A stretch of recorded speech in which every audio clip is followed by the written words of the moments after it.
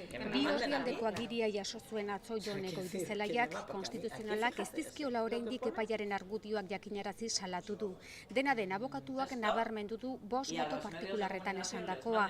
Magistratu hauen ustetan bateragune auziko Angela Murillo epailea ez zela inpartziala izan. Argudio hau kontutan ez hartu izana larritzat jo du Goirizelaiak. Izugarrizko eskandaloa da.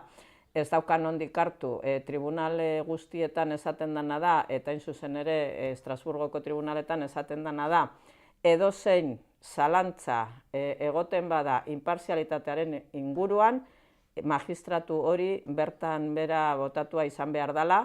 Konstituzionalak esandakoaren kontra gainera Goirizelaiak dio ez dagoela frogarik esateko 5 auziperatuek etaren aginduetara lan egiten zutela.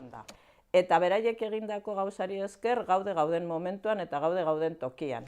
Epaiaren berri izan baino minutu batzu lehenago atzo bertan abokatuak telefonoz hitz egin zuen Arnaldo Otegirekin, apur bat itxaropentsu somatu zuela esan digu.